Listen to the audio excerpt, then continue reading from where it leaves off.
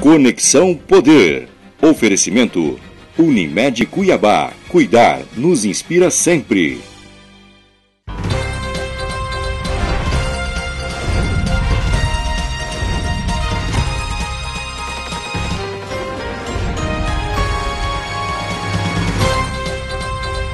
Oi, boa noite. O Conexão Poder deste domingo recebe Julier Sebastião da Silva, que deixou a carreira de juiz federal para entrar na disputa eleitoral deste ano. Fique com a gente, o Conexão Poder deste domingo está no ar. Como juiz federal, Julier Sebastião da Silva teve papel preponderante no combate ao crime organizado em Mato Grosso, principalmente na prisão do ex-bicheiro João Arcanjo Ribeiro. Agora, ele deixa uma carreira brilhante na magistratura federal para se embrenhar na carreira política. Me acompanham nessa entrevista o jornalista Ramon Monteagudo e também o jornalista Paulo Coelho. Julier, boa noite mais uma vez, obrigado por ter vindo. O que levou você a deixar a toga e se embrenhar na carreira política? Boa noite, André, boa noite, Ramon, boa noite, Paulo, boa noite aos telespectadores do programa Conexão Poder. Primeiro de dizer a minha felicidade de retornar a esse programa, onde já estive. Foi um dos primeiros, Um dos primeiros, e de poder falar não só para Cuiabá, mas para todo o estado de Mato Grosso, com uma audiência muito boa e uma audiência que orgulha, obviamente, a este trio de jornalistas aqui presentes. Mas, André, o que leva um juiz federal com 19 anos de carreira a deixar, no popular, deixar a toga? Primeiro... Pendurou a toga, né? No caso específico, eu pedi exoneração após 19 anos como juiz federal. Comecei a minha carreira em 1995, sendo juiz federal da 2ª Vara de Rondônia, em Porto Velho. Depois vim removido para Cuiabá, como titular da 1ª Vara da Justiça Federal, onde permaneci exercendo a função judicial, jurisdicional, até o dia 1º de abril, e a partir do dia 2 deixei de ser juiz federal por duas questões que eu acho fundamentais. A primeira é em respeito à minha história, ou seja, eu tenho uma história de vida que começou lá em Chapada dos Guimarães, né? Nasci no Rio da Casca, na cabeceira do Rio da Casca, filho de lavradores. Demorei 2 anos para ser registrado, né? Naquele tempo era muito longe para a zona rural da cidade de Chapada dos Guimarães. Vim para Cuiabá, meu pai foi funcionário da Sanemate, extinta Sanemate, por 25 anos, começou como servente, encanador e assim se aposentou. Estudei sempre aqui nas escolas públicas de nossa capital, primeiro no extinto já Colégio Estadual José Estevão, nosso querido baú, né? Estudei lá todo o meu 1º grau, fiz o 2º grau na Escola Técnica, Federal de Mato Grosso, cursei Direito na Universidade Federal do Estado, consegui galgar do ponto de vista acadêmico o título de especialista em Ciências Criminais, tenho mestrado em International Criminal Justice pela Universidade de Portsmouth, na Inglaterra, ou seja, construí uma vida acadêmica que considero sólida. E do ponto de vista profissional, fui advogado da Comissão Pastoral da Terra, de Trabalhadores Rurais, de Sindicato de Trabalhadores Rurais, fui procurador do Estado de Mato Grosso e 19 anos como juiz federal, ocupei todas as posições possíveis dentro da Justiça Federal, desde diretor do foro, presidente de turma recursal, fui membro do Tribunal Regional Federal da 1ª Região em Brasília, fui do Tribunal Regional Eleitoral tanto de Mato Grosso quanto de Rondônia, assim como diretor do foro também de Rondônia. E dentro dessa história toda, eu sempre mantive uma proximidade muito perto com a luta pela igualdade entre as pessoas, entre todos os cidadãos, ou seja, de nós construirmos democracias em que o ser humano seja a peça fundamental. Por isso militei no movimento estudantil, militei no movimento político antes de ser juiz, e essa história que me fez deixar a magistratura após 19 anos. Ou seja, eu senti que era hora de extrapolar as fronteiras do processo, as fronteiras do judiciário e dar a minha contribuição como cidadão, como Julier, ao povo mato-grossense, ao povo do Estado. É uma estranhidade, né, doutor? Boa noite. Essa mudança que soa radical da sua parte, um juiz bem-sucedido, um magistrado respeitado, com situações aí públicas, que ganhou a simpatia popular por se fazer justiça, Um homem da justiça, de repente, opta por quê? Por um outro lado que geralmente é o oposto, né? Pela própria opinião popular, que tem uma visão da classe política um pouco assim, meio deturpada, às vezes justa. Mas o senhor está ciente de que esse outro lado para o qual o senhor está indo é um lado que enfrenta essa resistência popular. Olha, essa opção de seguir a carreira política, de seguir a militância na seara política, ela é importante não só para mim, mas acho que todas as pessoas de bem, todos os homens públicos, todas as mulheres com perfil de respeito à cidadania deveriam, em algum momento da sua vida, pensar e praticar essa cidadania. Obviamente que para alguns não há necessidade de ser uma posição tão extrema quanto a minha, de deixar a carreira de juiz, na qual era vitalício, as garantias próprias da magistratura, enfim.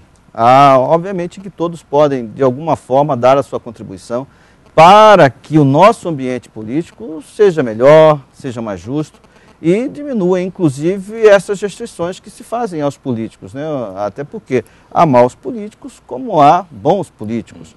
Há maus juízes como há bons juízes, né? Há bons religiosos e há maus religiosos. Isso, então, não é um fator limitante para que o cidadão de bem venha para a esfera política contribuir para que os mato-grossenses, para que os brasileiros tenham melhores políticas públicas de saúde, de educação, de segurança, saneamento, distribuição de renda, investimento em áreas prioritárias do Estado que propiciam o desenvolvimento econômico, ou seja, que gerem alguma consequência para a melhoria tanto do ponto de vista econômico quanto do ponto de vista social de nossa população.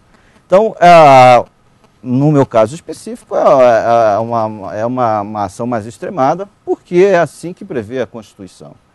Para outros cidadãos não há essa imposição constitucional de se deixar uma carreira e etc. Até porque deve se registrar, viu, Paulo, que do ponto de vista da Constituição brasileira, os únicos que são meios cidadãos são os juízes. Todos os demais podem ser candidatos, podem militar, mas os juízes não. Ou seja, em outros países, nesse sentido o Brasil é exceção, eu vou citar os Estados Unidos, os juízes são inclusive eleitos. Ou seja, certo. Então, o importante disso tudo é que eu acho que era o momento de eu, Julier, como cidadão, contribuir, cooperar para que o nosso povo mato-grossense tenha melhor política de proximidade com as suas necessidades básicas, viu, André? E acho que aquilo que eu podia fazer no judiciário, eu fiz ao longo desses 19 anos, me orgulho demais dessa carreira que construí, do nome que construí. Eu sou Julier porque eu fui o juiz federal que tomou determinadas ações, determinadas atitudes. A promoção de desembargador, por exemplo, já estava encaminhada, né? Bem próximo, até porque o Congresso aprovou recentemente a criação de mais 5 tribunais regionais federais e pela lista de antiguidade, eu era um juiz antigo, com 19 anos já de carreira, provavelmente seria desembargador federal nós sabemos, proximamente. Nós sabemos que o projeto do senhor é se viabilizar como candidato ao governo do Estado, pelo bloco de situação, que atualmente apoia o governo Sival Barbosa. O que nós vemos nas pesquisas de opinião é um desempenho muito discreto ainda do senhor. Não poderia também ser diferente, com uma pontuação bastante pequena, se comparado a outros atores que já estão no páreo, como o próprio senador Pedro Taques, o ex-vereador Lúdio Cabral. Isso de alguma maneira não lhe assusta? Quer dizer, como que o senhor pretende, nesse pouco tempo que resta, ao mesmo tempo massificar o seu nome e subir nas intenções de voto em todo o Estado? Olha, Ramon, a primeira coisa é que em pesquisa não importa a partida, importa a chegada. Ou seja, todos partem de números ou já partiram de alguns números considerados baixos. Eu particularmente vi uma das pesquisas acho que feita pela Vox Populi, que estava com 4%, 5%, e com um dado de que sou conhecido por apenas 9% da população, ou seja, metade daqueles que me conhecem votariam em mim para governador. Se mantiver essa proporção, tá bom. Ou seja, então é um dado importante porque aí não tem ainda a agregação do fator político ainda. Isso aí deve-se ao nome do Julier, ainda é um desempenho individual do nome. A partir do momento, e isso é muito importante, Eu me filiei ao PMDB no dia 2 de abril, ou seja, nós temos aí um pouco mais de uma semana de filiação partidária. Ou seja, então, ainda é um pouco tempo para se pensar ainda em despontar em pesquisas, até porque pesquisa agora não quer dizer absolutamente nada, a não ser servir como um teto de partida, até porque nós podemos citar exemplos do próprio senador Blairo Maggi, em 2002, que partiu com números modestíssimos, até abaixo desses números.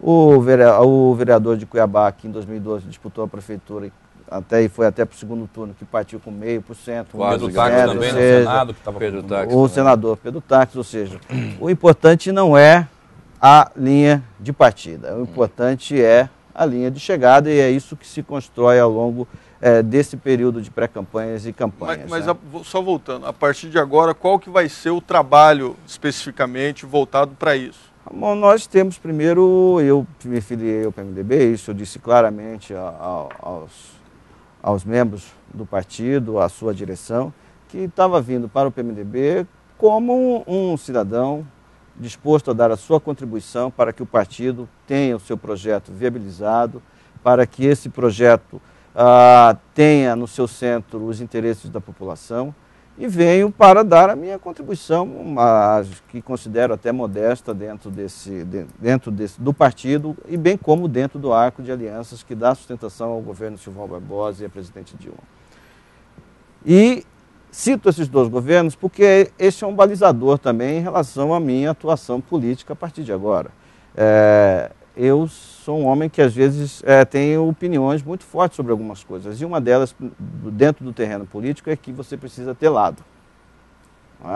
E eu tenho lado. O meu lado é o da presidente Dilma, do governador Silvão Barbosa, do meu partido, o PMDB, e dos partidos da base aliada que dão sustentação a esses dois governos. Essa é a premissa que eu vou observar para dialogar primeiro com os filiados do PMDB, com as bases do PMDB, construir consensualmente essa candidatura, essa intenção de ser candidato a governador com o meu partido, e também consensualmente com os partidos da base aliada. Agora, o senhor citou dois governos, da presidente Dilma e do governador Silvão. São governos que têm um grande desgaste.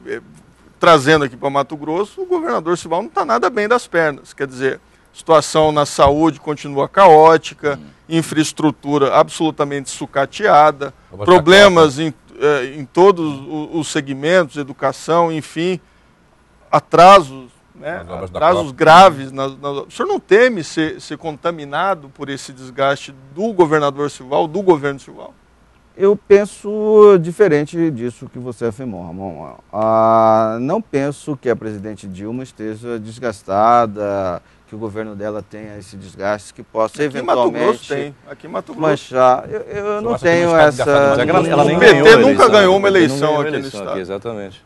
Mas isso, no fato de o resultado de uma eleição, não significa desgaste. Mas até porque o presidente Lula, em reeleição, não ganhou aqui também. A presidente Dilma... também não. Então, estamos falando de um dado eleitoral. Não. Agora você está falando de um dado de avaliação de políticas públicas de um governo. O senhor acha que o governador Silvão não está desgastado, por exemplo? Eu acho que o governador Silvão Barbosa está pagando o pato pela responsabilidade que assumiu o Estado de Mato Grosso. Ou seja, quando o Estado de Mato Grosso assumiu o compromisso com a matriz da Copa de que deveria realizar uma série de intervenções, não foi uma opção só de governo. Ou seja, foi uma opção de responsabilidade internacional do Estado e que o Estado tem que cumprir. Mas se assumiu, não tem que cumprir, doutor Julier? Não estaria pagando pela má gestão? Mas eu acho que há um preconceito aí em relação ao governador Silvão Barbosa e as obras da Copa. Primeiro porque eu debito isso, primeiro a questão própria de qualquer reforma. Se você faz uma reforma na sua casa e passa de um mês, chega a 2 meses, obviamente que no segundo mês você já está incomodado com a presença de poeira, barulho, dos pedreiros, do mestre de obra, enfim. Isso é natural dentro de uma reforma. Você não pode fechar uma cidade, ou no caso especificamente das obras da Copa, fechar as 2 maiores cidades do Estado, expulsar a sua população para fazer a reforma. Ou seja, as obras devem acontecer com o cotidiano dessas cidades, porque a vida continua para mim, para você, para todos. Mas as obras estão atrasadas, a população poderia suportar esses contratempos durante um ano, já está 2, por exemplo. Quer dizer, Mas eu acho, não faltou gestão, na opinião do senhor? Não vou avaliar isso, até porque eu não tenho elementos para avaliar. Mas o senhor vive aqui, inclusive, em Cuiabá. Sim, como cidadão, eu entendo que as obras elas são necessárias, nós temos que lembrar primeiro. Eu vou citar especificamente Cuiabá. Cuiabá convive há 30 anos com 3 viadutos. Há 30 anos. Né? 3 viadutos. E nós temos aí um pacote de obras, de 56 obras num período de 2 anos.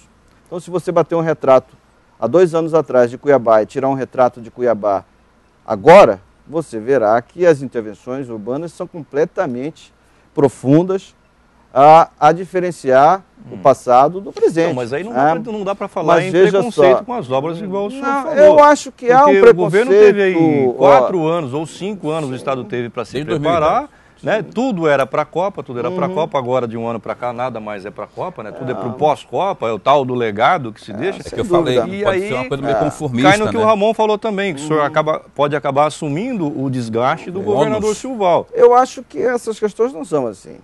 Efetivamente, a Copa termina dia 12 de julho, o governo da Copa termina dia 31 de dezembro e, em relação ao processo eleitoral, nós vamos discutir o pós-Copa do Mundo.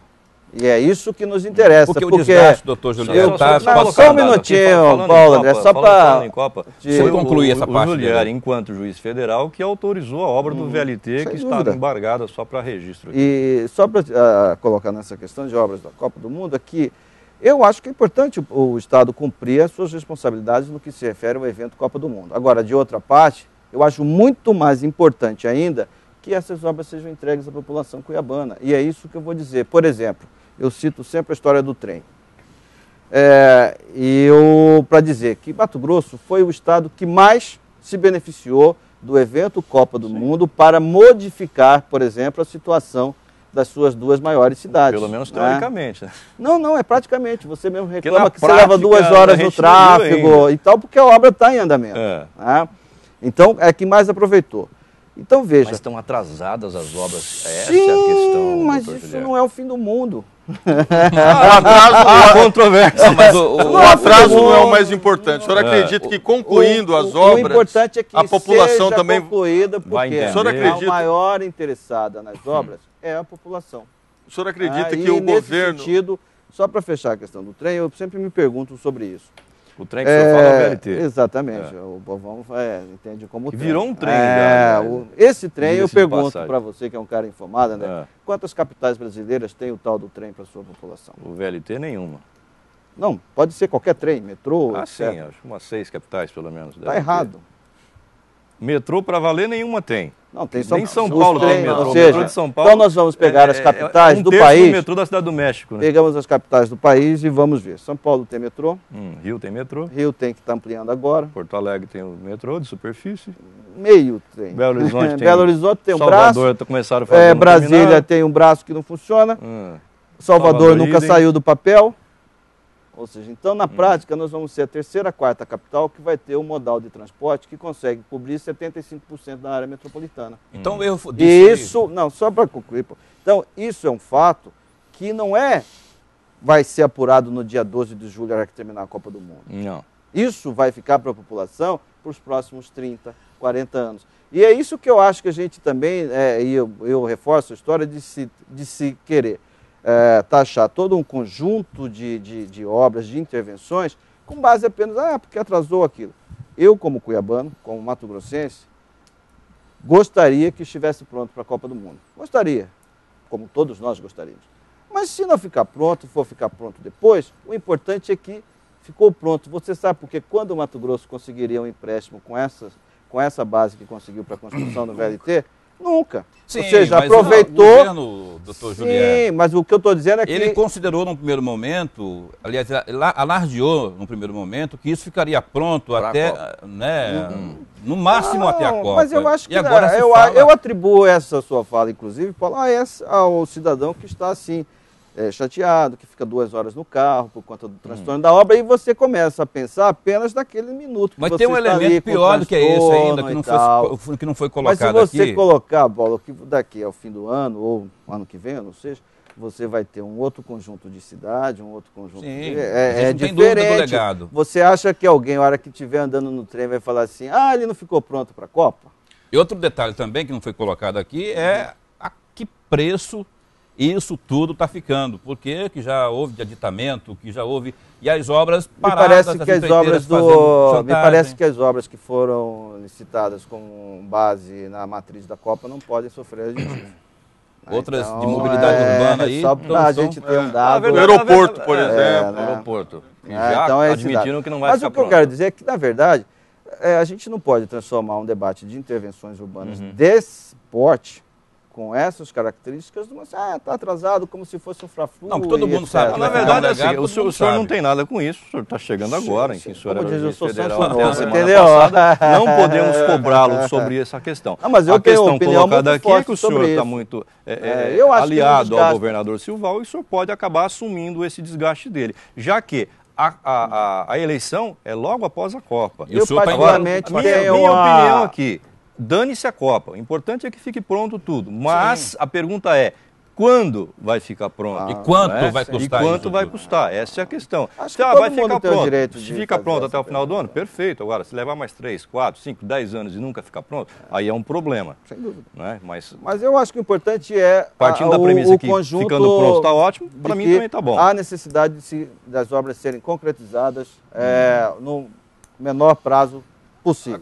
Agora, não transformam isso aí num cavalo de batalha. Não. Agora o senhor usou... Até porque eu acho que isso vai nos dar, só para fechar, Ramon, eu particularmente, ao contrário do que vocês acham, que o desgaste do governador, eu acho que o governador vai ser um grande cabo eleitoral nessa eleição. Exato. O senhor acha mesmo?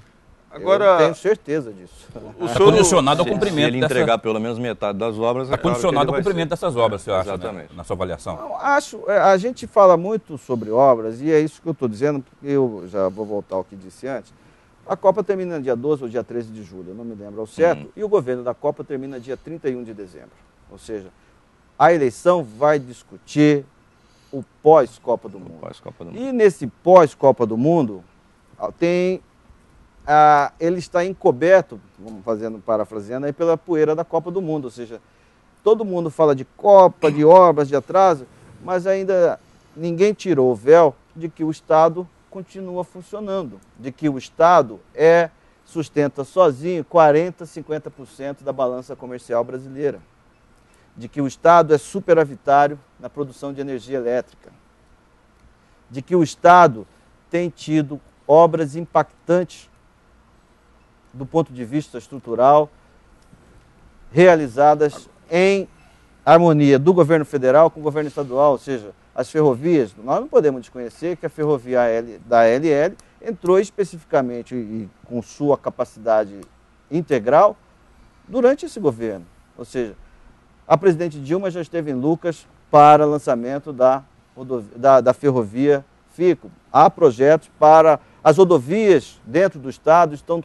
praticamente com seus trechos mais importantes duplicados. Ou seja, nós temos agora a BR-364 de Rondonópolis para cá, ou seja, também duplicação. Ou seja, o Estado, fora das obras da Copa, continua funcionando. Agora permita-me, isso é importante, porque esse é o legado pós-Copa do Mundo. Ou seja, de como nós vamos, essa é a grande questão. Como nós vamos manter esse desenvolvimento econômico com modernidade, ou seja, isso está encoberto pela poeira das obras da Copa do Mundo. Na hora que baixar a poeira da Copa, nós vamos ver que o legado é muito profundo. Agora permita-me, viu, Juliano, o Estado continua funcionando, mas continua funcionando muito mal. Tem hospital no interior que não tem gás, não tem agulha, não tem aspirina para salvar o cidadão. Eu acho que entra nesse legado pós-Copa do Mundo, Ramon, que é justamente manter esse desenvolvimento que está sendo encoberto por esse véu, mas que está acontecendo. Ou seja, e ao mesmo tempo, e aí eu acho que é a tarefa do próximo governo, de fazer com que este desenvolvimento também se reflita na questão dos índices sociais, dos índices de desenvolvimento humano no Estado. O que significa dizer que o próximo governador tem a tarefa não só de fazer com que o Estado continue crescendo, como está crescendo, o PIB do Estado é um dos maiores do país, e, ao mesmo tempo, fazer com que as desigualdades entre os mato-grossenses sejam reduzidas. Ou seja, isso só se faz, Ramon, melhorando a saúde, melhorando a educação, dando segurança à população propiciando que as faixas com menor poder aquisitivo tenham acesso a políticas de distribuição de renda, colocando o Estado como um indutor de melhoria desses índices sociais. Essa é a tarefa. E a gente não pode dizer que um governo pode ser o salva-tudo. Eu, nesse aspecto, eu acho que reconheço que dentro da trajetória histórica do nosso Estado, cada governo teve o seu papel importante. É aquela história da construção, né? As pirâmides, algumas levaram 300 anos para serem construídas. Cada faraó botou o seu bloco lá. E eu vou dizer, no governo Dante de Oliveira, houve a questão de se arrumar a questão fiscal do Estado e etc., o que propiciou que no governo Blairo Maggi o Estado se portasse como indutor de desenvolvimento na questão da atividade econômica, que propiciou a partir de então que o governador Silval Barbosa pudesse no seu governo alocar recursos e angariar recursos para que o compromisso internacional com a Copa fosse cumprido e ao mesmo tempo que o Estado continuasse com o seu desenvolvimento econômico, e isso é importante. Né? E o próximo, a pedra nesse muro ou nessa pirâmide que tem que ser colocada é do próximo governador, que acho que tem que juntar essas duas questões muito importantes. Tem que melhorar a vida do nosso mato-grossense. Essa é a pergunta que eu de queria nós, te fazer. mato-grossenses. Em outras palavras, baseou o governo dele, só um minutinho, Ramon, colocou o governo dele, vamos arrumar a casa. Passou 8 anos arrumando a casa. Vocês devem se lembrar disso. O governador Blairo Maggi passou 8 anos fazendo estrada. Né? O governador Silval Barbosa passou 4 anos mexendo com obras da Copa. O próximo governador, num eventual governo seu, qual vai ser a bandeira? Justamente essa que eu te falei. Social. Nós vamos melhorar a saúde, o sistema público de saúde do Estado, vamos melhorar o sistema público educacional, vamos melhorar a sensação de segurança da nossa população e vamos trabalhar em saneamento e meio ambiente no Estado. Acho que essas são questões fundamentais que vão redundar em melhoria da qualidade de vida, distribuição de renda, e o Estado de Mato Grosso é carente de políticas de distribuição de renda. Ou seja, então, fazer com que o nosso mato-grossense sinta toda essa pujança que atualmente ainda é apenas aqueles principais atores da nossa atividade econômica preponderante. Né? Acho que o próximo governo, tem todas as condições de trazer, ou seja, fazer com que mato-grossenses pobres e mato-grossenses de classe média, mato-grossenses ricos, tenham acesso a políticas públicas igualitárias, que facilitem aquele que é pobre possa se desenvolver com sua família, possa estudar, possa melhorar de vida. E esse é o papel que hoje o Estado tem que fazer. Eu lembro muito disso porque um dos lemas do governo da presidente Dilma é: país rico é país sem pobreza. E eu acho que isso vale para o Estado de Mato Grosso, que é rico, mas que precisa... Tem muita pobreza, o povo é pobre. Melhorar a sua... Isso me lembra... Pegando um dado aqui que o Ramon falou, que a questão da saúde, até a TV Rondon colocou essa matéria no ar, foi em Mutum, em Nova Mutum, se não me engano, o Aguinello, que apresenta o programa Comunidade, está aqui no estúdio, ele colocou essa matéria muito bem. A jovem teve o pai que morreu na porta do hospital porque o governo demorou para arrumar uma UTI, demorou para arrumar um socorro para o pai dela estava infartado e ela acabou vendo o pai morrer sem atendimento. Quer dizer, eu acho que esse é o maior gargalo hoje do Estado, é a maior preocupação da população hoje. Eu não acho que seja tem essa visão só do Estado, André. Eu vou ter um exemplo concreto, você me disse um exemplo concreto do Estado, eu vou te dar um exemplo concreto de Brasília. O meu ex-colega de juiz, que era juiz federal também, foi deputado federal, Flávio Dino, hoje presidente da Embratur. Eu não sei se ainda é, porque ele é candidato ao governo no Maranhão. O filho dele, morando em Brasília, já como presidente da Embratur, uma noite passou mal, adolescente, foi a um dos melhores hospitais de Brasília e morreu no amanhecer. Ou seja, por erro médico, por erro de atendimento. Ou seja, não foi o primeiro caso em Brasília. Então, quando você diz o gargalo do Estado, não é. Isso é um gargalo ainda do nosso sistema público de saúde no país ainda. Nós ainda temos deficiências graves e vejam que não é só a falta de recursos. Eu acho que o SUS é um dos sistemas mais completos do mundo de atendimento. Se você for aos Estados Unidos... O Barack Obama quer copiar, né, inclusive. Exatamente. Se você for aos Estados Unidos e você não tiver um seguro-saúde e você tiver algum problema lá, você não será atendido. Né? Não, às vezes é Brasil, até atendido, mas depois, no outro dia vai a conta, né? Vai a conta. Aqui, se vier, e nós vamos sediar a Copa do Mundo, teremos uma série de visitantes estrangeiros, de turistas. Se qualquer um deles passar mal na rua ou sofrer um acidente, vamos procurar um hospital particular, atendido. Com certeza. Não, ele será atendido. e vou te dizer mais, quando isso, se você ir, nem Deus há de deixar, aquele que sofre um acidente, não adianta ir para um hospital particular. Seja rico ou pobre, o local que você tem que ir para salvar a sua vida é o pronto-socorro. O ideal é o pronto-socorro. Eu vou deixar uma pergunta aqui, porque o senador Pedro Tax, apesar de ter apoiado a sua entrada na política, ele fez uma crítica com relação à sua última decisão como magistrado, que foi a decisão sobre o escândalo dos maquinários, que o senhor absolveu o ex-governador Blairo Maggi, absolveu o ex-secretário Éder Moraes e condenou os ex-secretários Geraldo De Vito e Vilceu Marchetti. Na concepção do senador Pedro Tax, o senhor devia se abster desse tipo de decisão no momento político que o senhor estava galgando para atravessar no decorrer deste ano. Como é que o senhor vê esse tipo de crítica? Não responde agora, o senhor responde daqui a pouquinho, depois do intervalo. Você em casa não sai daí. Já já voltamos então com o ex-juiz federal Julier Sebastião da Silva. Um instante só, até já.